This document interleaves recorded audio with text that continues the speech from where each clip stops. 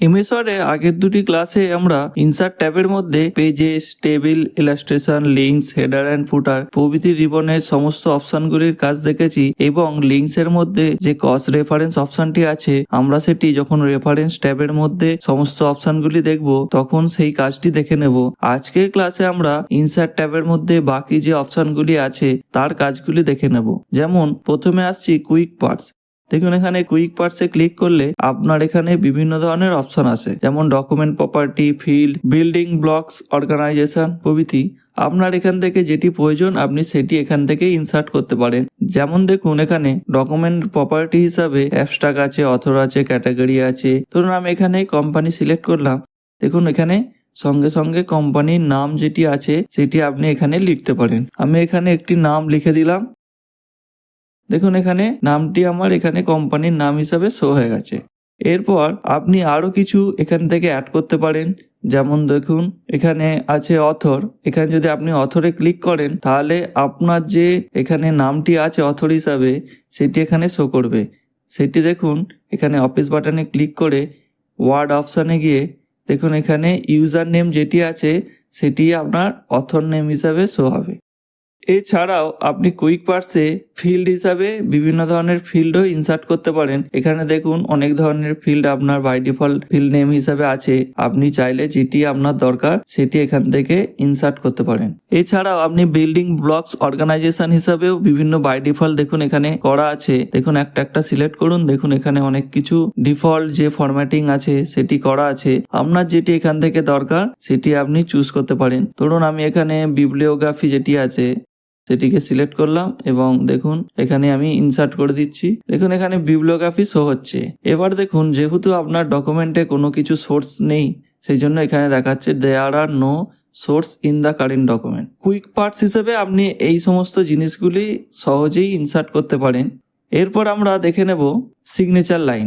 দেখুন signature line mainly use হয় digital sign হিসাবে।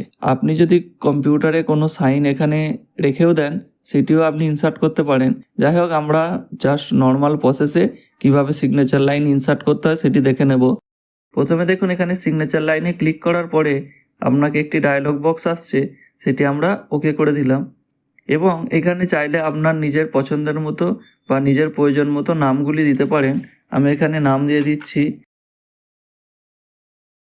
এবং এখানে সাজেস্টেড সাইনার টাইটেল দেখাচ্ছে, আমি এখানে এইচওডি করে দিলাম।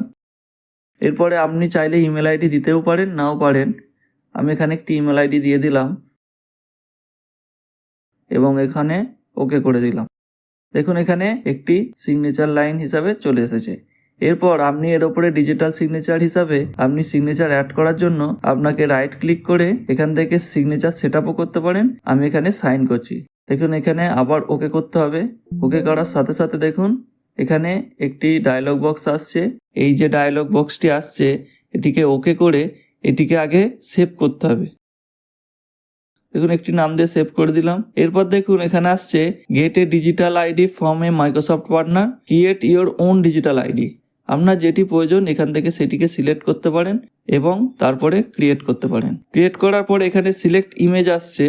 এখানে দেখুন ক্রিয়েট ইমেজের পরে আপনি এখান থেকে চাইলে নিজের যে সাইনটি আছে ডিজিটাল সাইন হিসাবে সেই সাইনটি এখানে অ্যাটাচ করতে পারেন এবং এটিকে সাইন হিসাবে ক্লিক করতে পারেন। দেখুন এখানে আপনার যে সাইনটি আছে সেটি এখানে শো হচ্ছে। তো এইভাবে আপনি সহজেই ডিজিটাল সিগনেচার করতে পারেন এবং ওই সিগনেচারটি আপনি তুলতে গেলে এখানে রাইট ক্লিক করে দেখুন রিমুভ সিগনেচার আছে, সেটিকে ইয়েস করে দিন এবং ওকে করে দিন। দেখুন সিগনেচার উঠে গেছে। এরপরে আমরা এখানে ডেট টাইম কিভাবে ইনসার্ট করে সেটি দেখে নেব। দেখুন আগে যখন আমরা ওয়ার্ডপ্যাড শিখেছিলাম তখন বিভিন্ন ধরনের ডেট টাইম ইনসার্ট করা দেখেছিলাম। এখানেও একইভাবে বিভিন্ন ধরনের ফরম্যাটিং এর ডেট টাইম করা আছে। আপনার যেটি পছন্দ সেটি এখানে সিলেক্ট করে ওকে করে দিলি সেই ফরম্যাটে ডেট টাইম শো হবে। এর পরের অপশন আমরা দেখে নেব, সেটি হলো অবজেক্ট। আগে যখন আমরা ওয়ার্ডপ্যাড শিখেছিলাম তখন আমরা ওএলই করেছিলাম। একই জিনিস এখানেও দেওয়া আছে। এখানে একটু অ্যাডভান্স হিসাবে আপনি অবজেক্ট অ্যাড করতে পারেন। দেখুন এখানে অবজেক্টে ক্লিক করার সাথে সাথে বিভিন্ন ধরনের অপশান এসে গেছে। আপনার যেটি পছন্দ বা যেই অবজেক্ট টাইপটি দরকার সেটি এখান থেকে চুজ করতে পারেন, কিন্তু আমি এখানে সেটি চুজ না করে ক্রিয়েট ফ্রম ফাইল করছি। এবার আমার এখানে ব্রাউজ করলে যেই ফাইলটির সাথে আমি লিঙ্ক করতে চাইবো সেটি এখানে জাস্ট সিলেক্ট করে দিচ্ছি। দেখুন ডেস্কটপে আমি এই ফাইলটিকে সিলেক্ট করে দিলাম এবং এখানে দেখুন ইনসার্ট করে দিলাম এবং ওকে করে দিলাম। সাথে সাথে দেখুন ওই ফাইলটির সমস্ত যে ডকুমেন্টস আছে সেটি শো হচ্ছে এবং এখানে ক্লিক করলে ওই ফাইলটি ওপেন হয়ে যাচ্ছে। তো এইভাবে অনায়াসে আপনি ওয়েলি বা অবজেক্ট লিঙ্কিং এমবেডিং সেটি আপনি এমএস ওয়ার্ডেও করতে পারেন। এর পরের অপশান দেখুন ইকুয়েশান। ইকুয়েশান মেনলি ইউজ হয় যখন আপনি ম্যাথের কোনো কিছু টাইপ করছেন বা ম্যাথের কোশ্চেন পেপার ছাপাচ্ছেন বা বই ছাপাচ্ছেন, তখনই কিন্তু এই ইকুয়েশানগুলো মেনলি দরকার হয়। আপনি এখানে দেখুন ইকুয়েশানে ক্লিক করার সাথে সাথে বিভিন্ন ধরনের ইকুয়েশান এখানে চলে এসেছে, ফ্র্যাকশান, স্ক্রিপ্ট, রেডিকাল, ইন্টিগ্রাল প্রভৃতি। আপনার এখান থেকে যেমন প্রয়োজন আপনি এখানে সেটিকে ইনসার্ট করতে পারেন। ধরুন এখান থেকে আপনি যদি এই রেডিকাল সিলেক্ট করেন, দেখুন এখানেও বিভিন্ন ধরনের রেডিকাল আছে, আপনার যেটি দরকার সেটি এখানে সিলেক্ট করে দিন। সেই ফরম্যাটিংয়ে দেখুন এখানে চলে এসেছে। তো এইভাবে আপনি আপনার পছন্দ মতো বা প্রয়োজন মতো এখান থেকে ইকুয়েশনও অ্যাড করতে পারেন। এরপরে আরেকটি গুরুত্বপূর্ণ ইনসার্ট ট্যাবের অপশান হচ্ছে সিম্বল। কিভাবে সিম্বল ইনসার্ট করে এবার আমরা দেখে নেব। দেখুন এখানে সিম্বল অ্যাড করার জন্য সিম্বলে ক্লিক করার সাথে সাথে যেগুলি বেসিক্যালি রিসেন্টলি ইউজ হয়েছে সেই সিম্বলগুলি এখানে শো হচ্ছে এবং আপনি যদি মোর সিম্বলে যান, দেখুন এখানে অনেক ধরনের ফরম্যাট চলে এসেছে। এখানে দেখুন ফন্ট আছে, এই ফন্টগুলি চেঞ্জ করে করে আপনি দেখতে পারেন।